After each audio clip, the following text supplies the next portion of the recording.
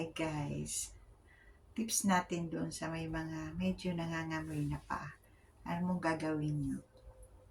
Yung baking soda, bubudburan nyo yung sapatos nyo, saka bago nyo itago, bubudburan nyo.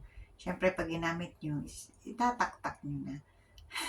Kasi siyempre maano na yun, maagaspang sa paa. At siyempre yung pag bago ka matulog, or kahit nakaupo ka lang kung ano, yung imamassage mo ng baking soda yung paa mo. Yung mga, ano mo, in between ng daliri ng paa mo. Imamassage mo siya ng baking soda. Kasi dyan din nagsisimula yung bacteria, kaya siya nangangamoy. Yan. Try nyo at di na yan mangangamoy talaga. Proven and effective yan kasi yan din gamit ko. Kasi syempre, dito ako sa Hong Kong. Laging naka-medyas. Siguro, pag nagme-medyas ako is basa pa yung paa ko. May medyasan ko na. Kaya ayun na mamaho. Kaya yan ang ginagamit ko lagi. Effective talaga yan. Thanks for watching.